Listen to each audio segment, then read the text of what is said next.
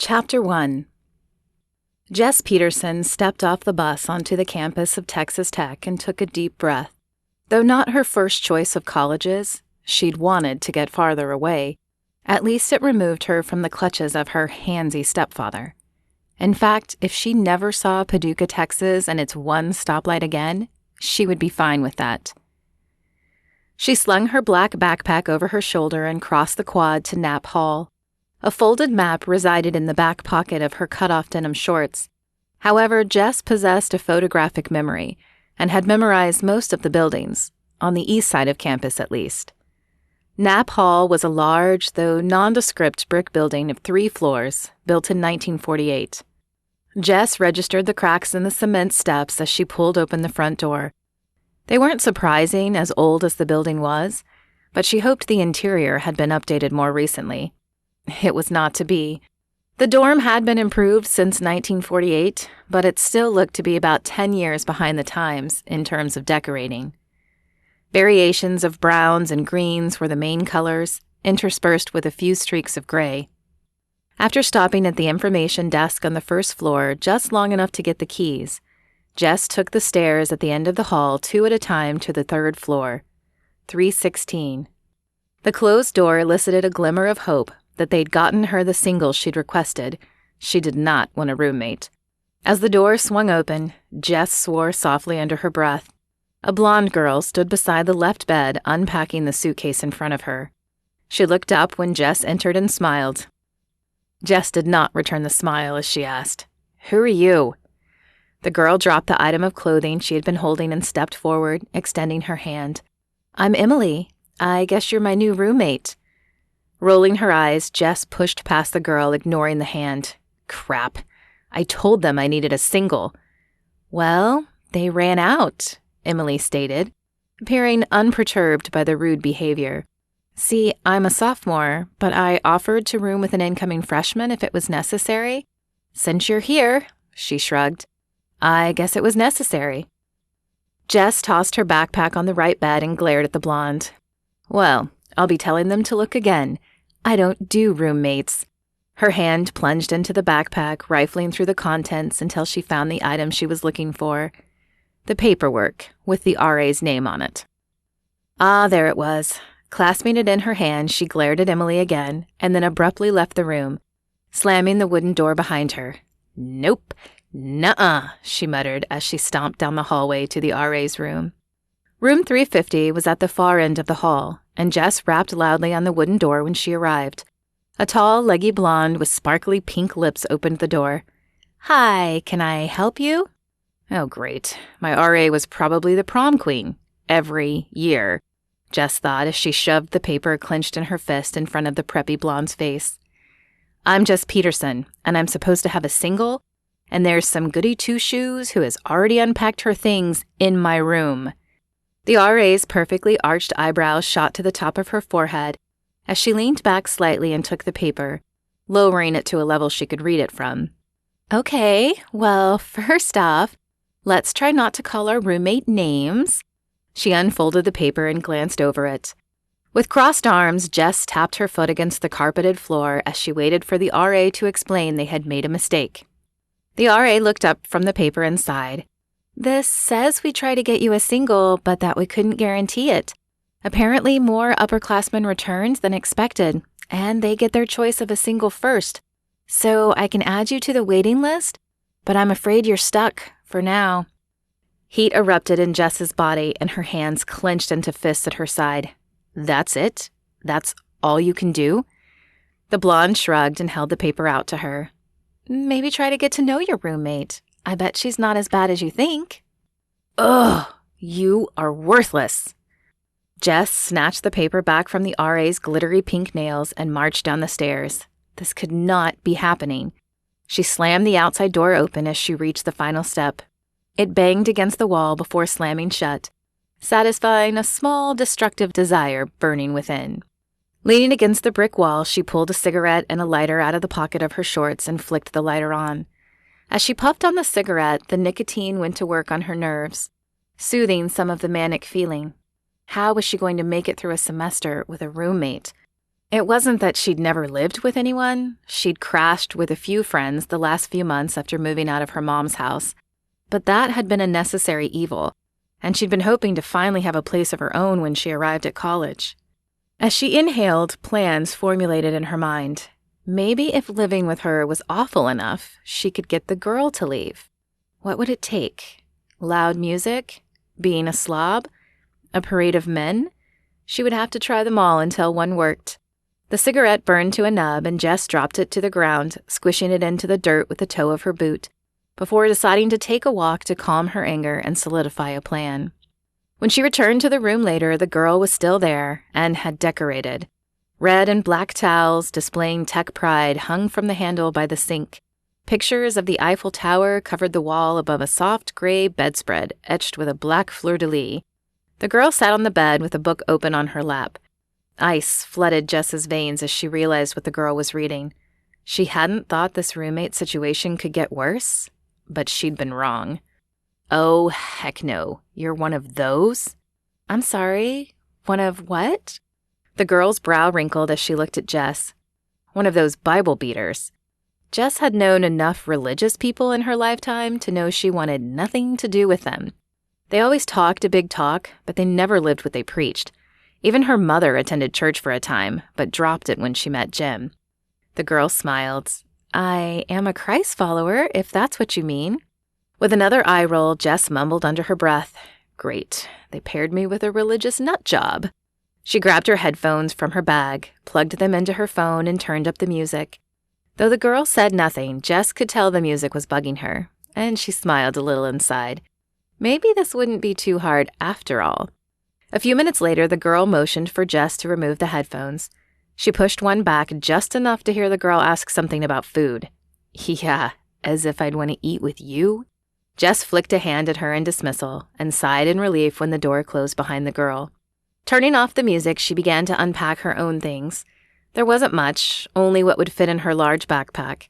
When she'd left home a few months back, she had taken only a few clothes and items, just enough to get by. She'd stayed with a few acquaintances through the summer before having to spend the last week in a shelter. It hadn't been that bad, and it allowed her to keep the small wad of money she managed to save up and keep hidden from her mother. Thankfully, a scholarship arrived her senior year that covered college room and board. No fan of high school, Jess had done as little to get by as possible, but her junior year, the guidance counselor, who understood a little of her unfortunate home situation, convinced Jess she was a good student and could get a scholarship if she worked hard. The counselor had been right, and the scholarship had been Jess's ticket out of the abuse she'd lived with for the last several years. Jess pulled out her favorite black blanket, unrolled it, and covered the bed. As she looked at the bare walls, she wished she could have brought some posters from home, but there'd been no room. Her small wardrobe filled most of the space in the backpack, along with necessary items. The contrast between her blank, monochromatic side of the room and the other girl's pride-filled side was nauseating and slightly comical. An audible rumbling in her stomach sounded, and Jess realized she was hungry after all, but she had no idea which dorm the blonde saint had gone to.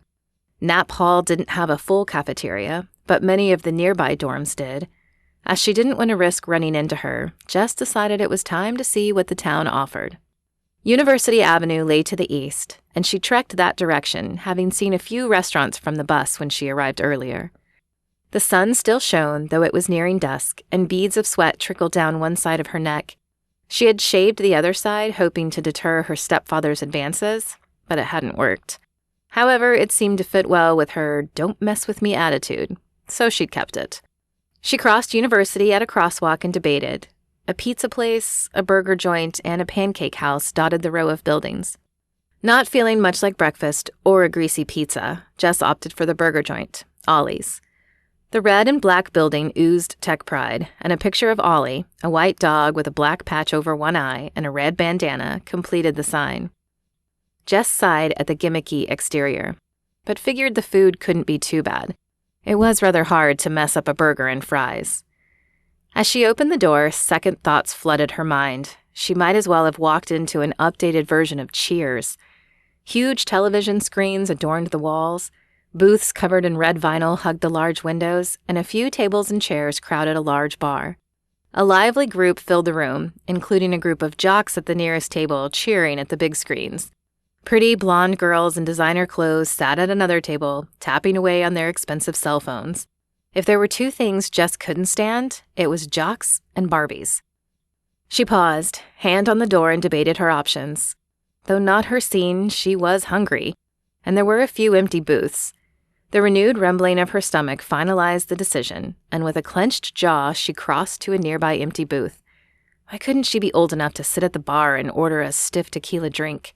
She'd been drinking since the age of 14, when she'd found the liquor in her mother's stash. The first swig had been awful, but she'd found after that the lightheaded sensation helped her forget the leers and touches of her stepfather. Jess wouldn't say she had acquired a taste for the liquor, but she had developed an appreciation to the mindless bliss it offered. A college-aged waiter, clad in a white t-shirt, shorts, and a bored expression, arrived shortly and handed her a menu. New fears of the quality of the food deepened as the sticky menu ripped open with a squelching sound. Swallowing her disgust, Jess ordered a burger, fries, and a Diet Coke. As the waiter turned away and headed to the kitchen, a large male slid in the booth across from her.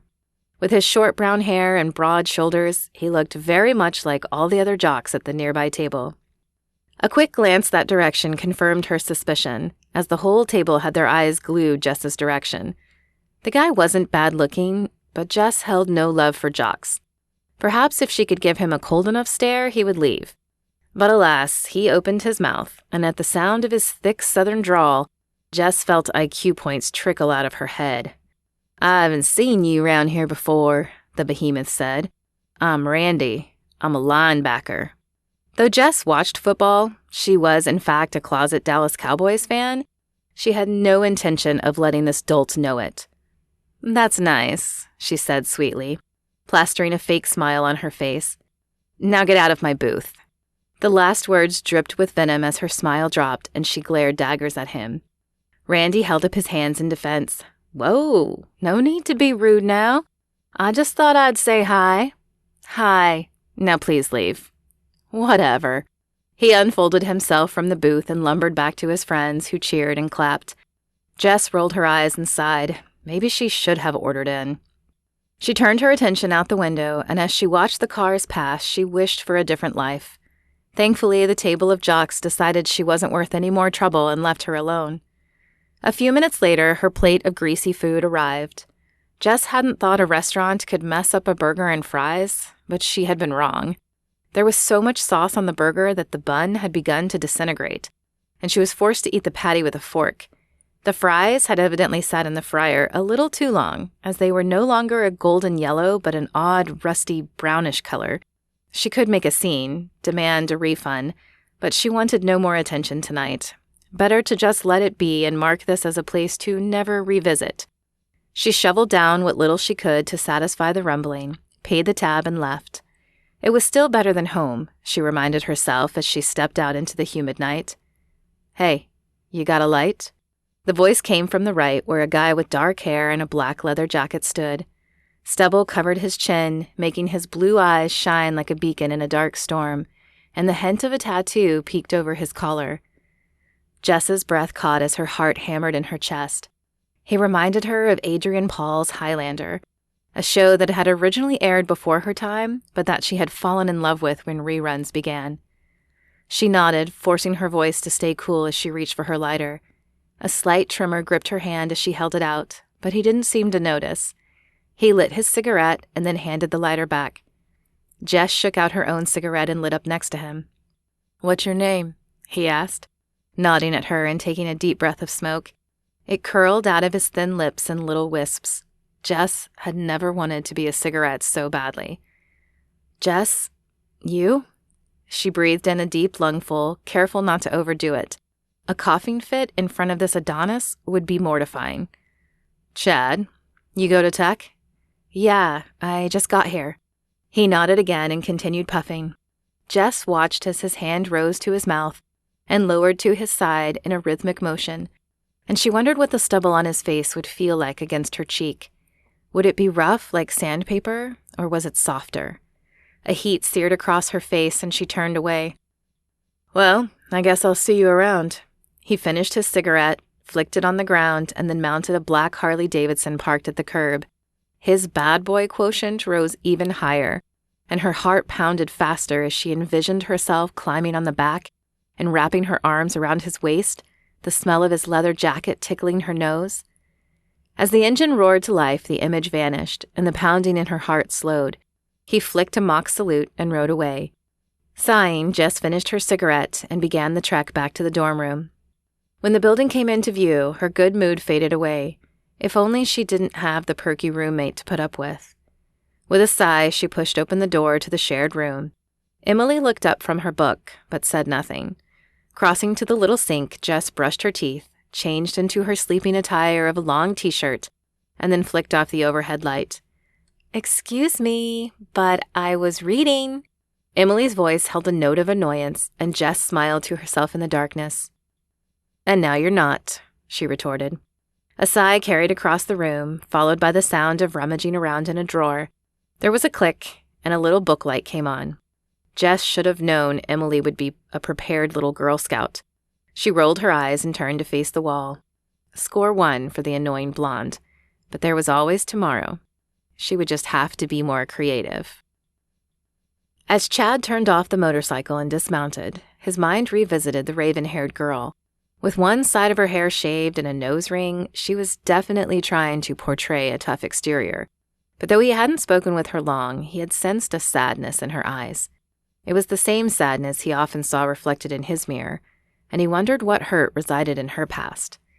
He hadn't always been into analyzing people. When he'd first come to Texas Tech, it had been to major in mechanical engineering. But 2 years ago, his younger brother had been killed in a school shooting, and everything had changed. Chad had turned from mechanical engineering to psychology, desperate for answers as to why people acted the way they did. He still wasn't sure what he planned to do with the degree, but if he could save even one person from going through the fate Kyle had, or dealing with the aftermath as he was having to, it would be worth it. He flicked on the light of his small apartment-like dorm room and sighed. The benefit of being a junior was that he could live in West Village, but as he'd opted for a single apartment this year, the downfall was that loneliness often crept in. Chad thought about calling one of his hookups, but it would be his first day teaching tomorrow. His time would be better spent making sure he was prepared, as he needed to keep this job to afford his housing. Besides, he was rather tired of last year's offerings. Hopefully this year would wield some new and exciting flavors. Again, the girl from earlier flashed into his mind. She had been attracted to him. He had seen it in her face before she turned away, and she might be interesting, at least interesting enough for some good times. It was too bad he hadn't gotten her number. Tech was a big campus, and the chances he would see her again were small. He pushed the thoughts of her from his mind and focused on arranging his papers and rehearsing his lecture. Tomorrow would be soon enough to focus on finding new women to add to his list.